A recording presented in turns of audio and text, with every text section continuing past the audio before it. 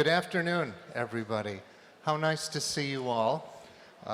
We are from the Global Investigative Journalism Network. We're going to tell you a little bit about our nonprofit organization and how we work to network, train, and support investigative and enterprise journalists around the world. We have our deputy director here, Gabriela Manuli. Hello. Who is a native of Argentina, but is based in Budapest. We have Nicolia Apostolo. Kalimera. Kalispera. Oh, you speak Greek. A little bit. Our wonderful Resource Center director, and she can tell you about the many resources that GIJN offers for free.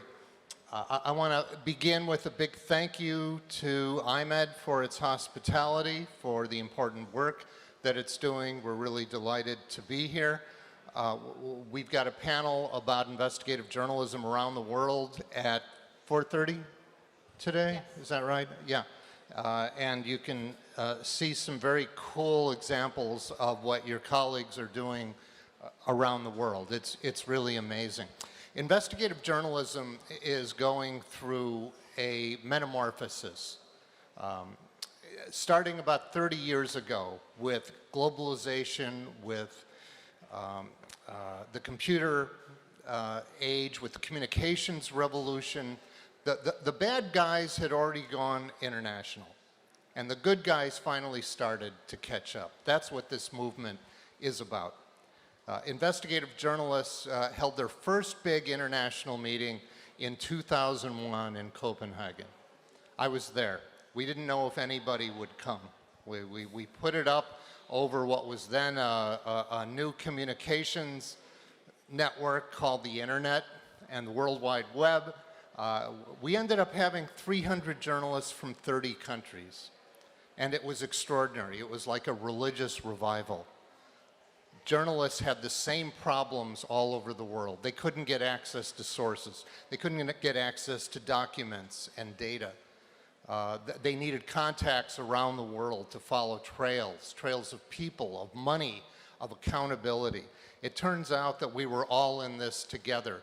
And that, again, the bad guys were already moving without accountability, without any checks on abuses of power. They were moving people and money and goods without any watchdogs. The cops were at best national. They didn't cross borders.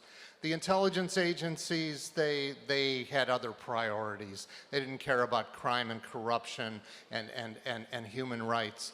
And it was left to the journalists and a handful of civil society organizations to take seriously cross-border issues of accountability. And that's what started back in 2001. Since then, we've had 12 conferences. We're going to have our 13th next year in Gothenburg, Sweden. You are all invited.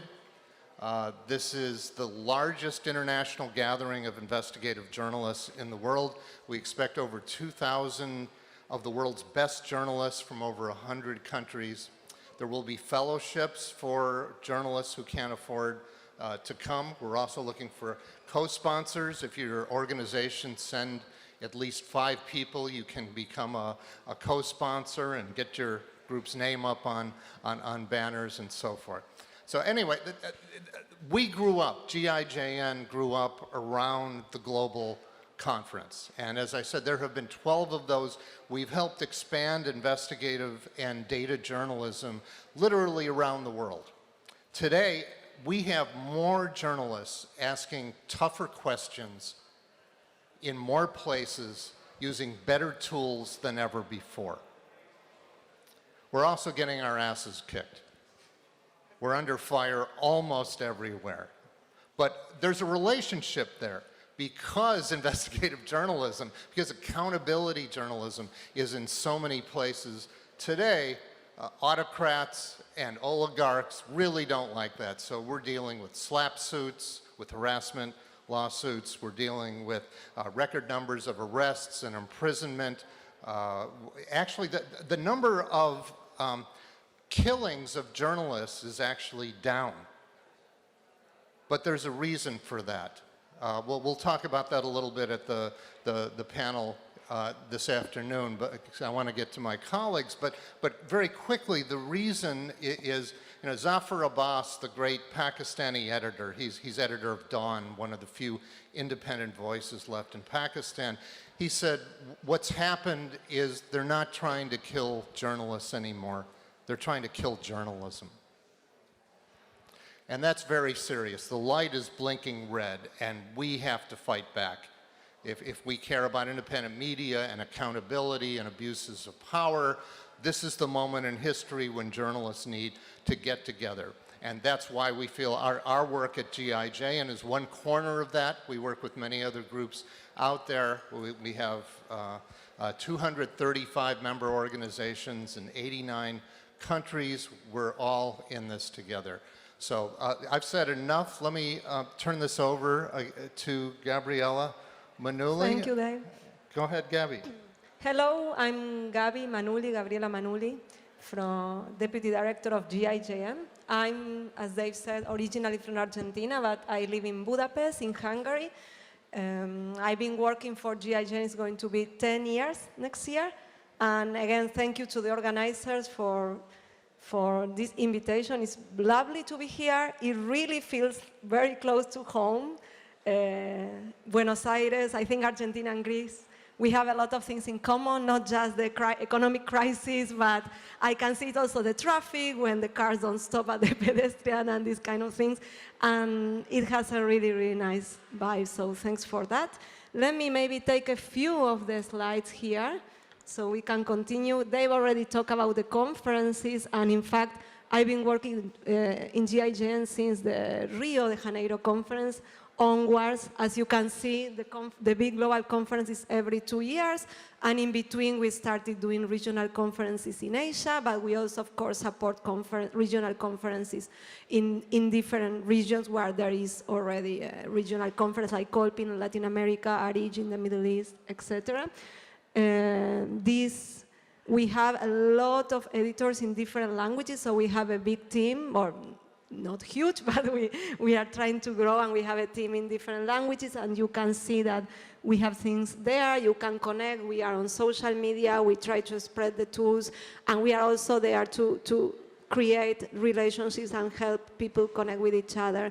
And that's what you can see in our conferences. It's really a point where you can learn from the best, but you can also find your next partner in crime in a way, or make connections with journalists from all around the world. And we take very seriously the fellowship program to try to create diversity.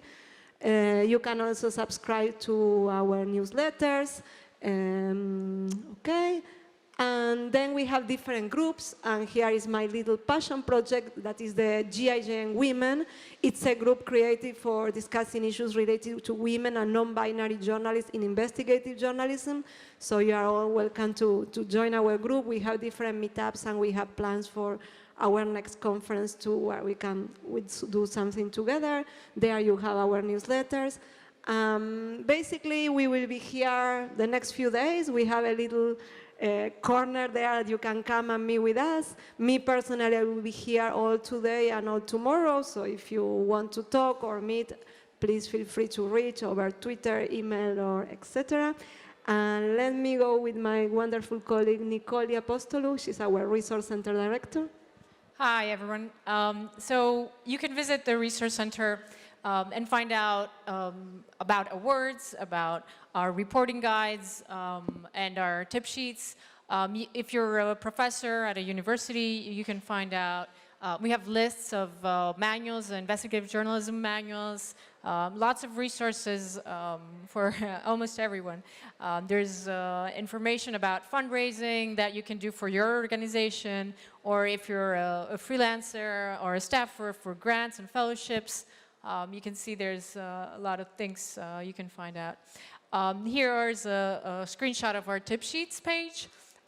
You can see we have a variety of issues, like what Washington is doing in your country. There's a list of websites you can visit to see what the US is doing in your country. We also have a tip sheet on refugee issues and how to cover them, how to best cover them. One important tool also we've built is the journalism security assessment tool. And there you can go in and fill out a form and see what your organization should be doing in order to stay safe in this environment, and how, what the dangers you're facing. Our reporting guides are long guides. There might be like 20 or 30 pages, depending on the topic.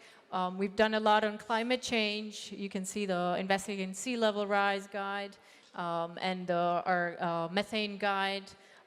We also have done recently undercover reporting guide, and how to cover the elections. That also has a lot of interesting tools you can use to see how, how to cover elections, how to investigate politicians using their, through their Twitter accounts and other tools. This is our website. We publish daily.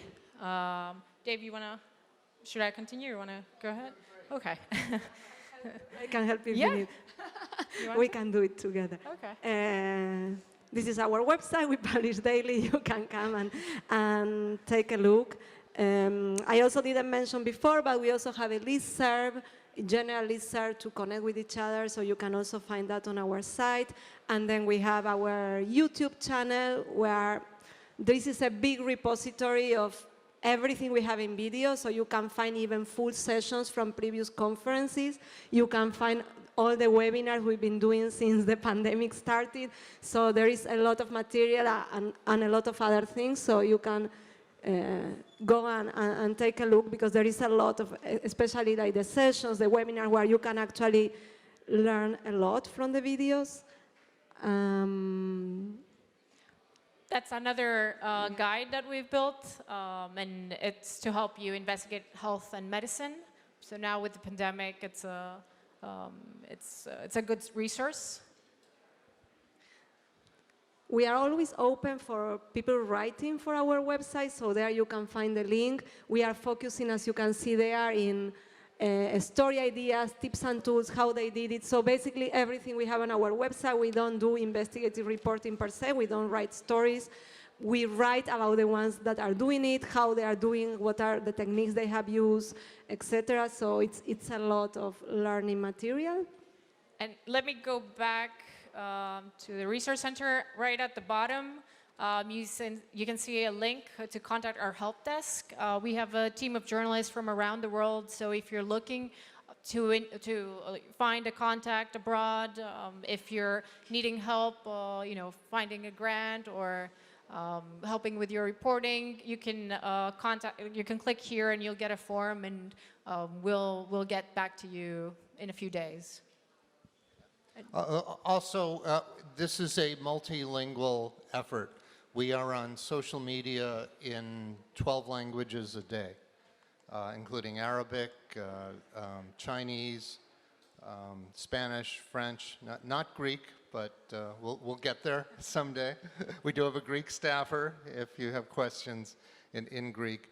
And a lot of what we do is link up journalists to their colleagues around the world. So if you're following a company or a wire transfer from Athens to London or Hong Kong, we can help you find people who can track that. This is a globalized world.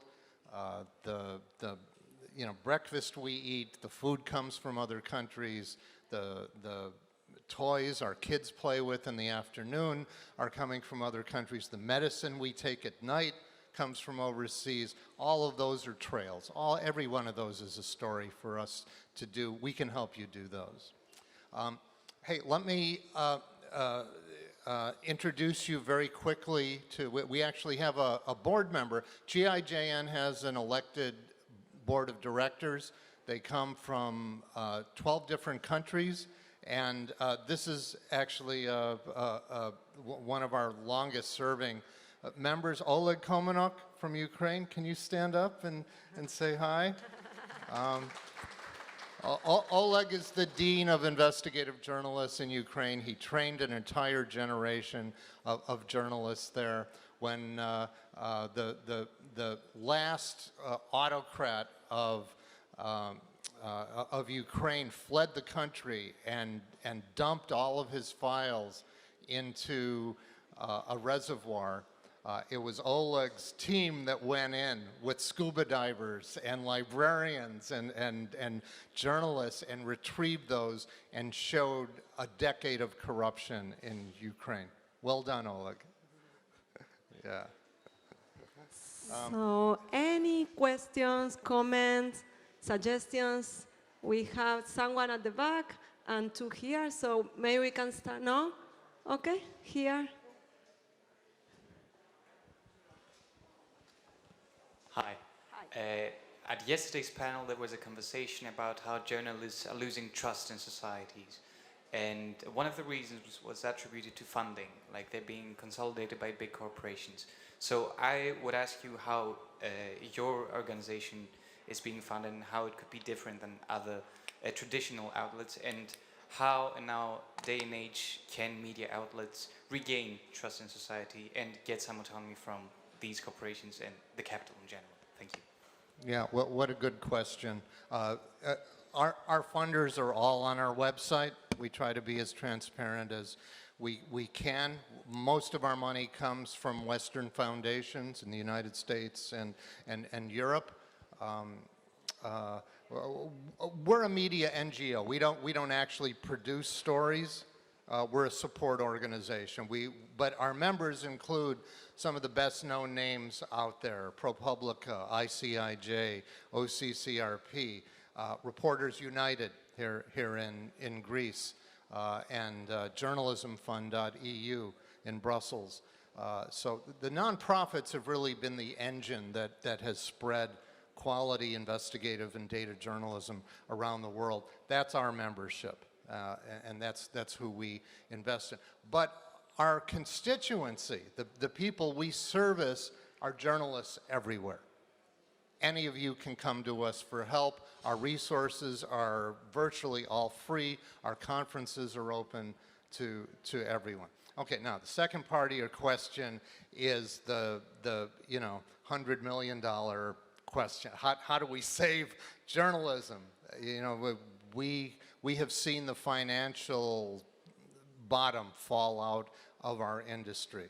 Advertising's gone to the web, and we don't have good models right now. And investigative journalism is expensive, and it's high risk, and it goes after the most powerful institutions and people in the world. How do you handle something like that?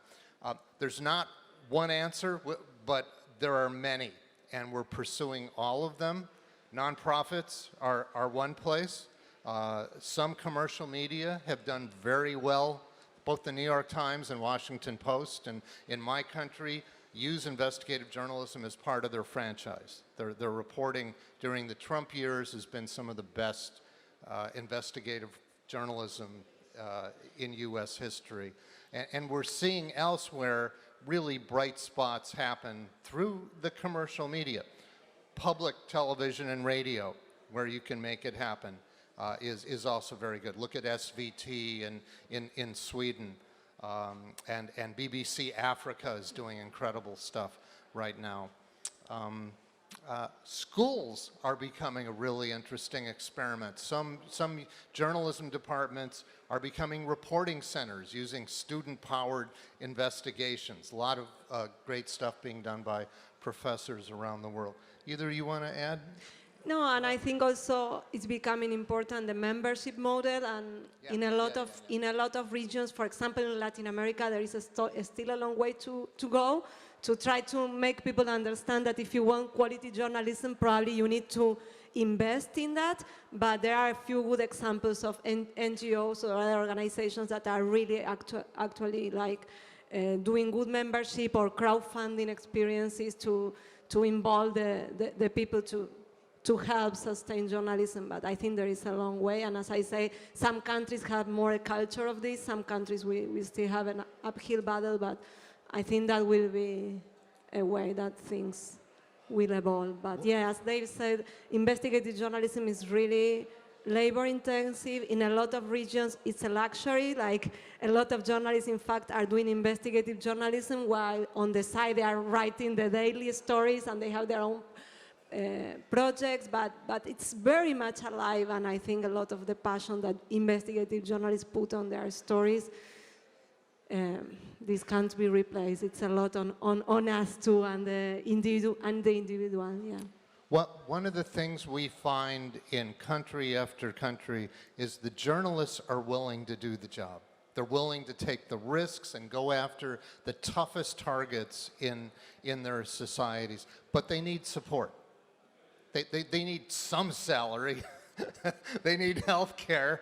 They need a supportive legal system so they don't get sued to hell. And so there's various ways that we're working to try and reinforce that support system.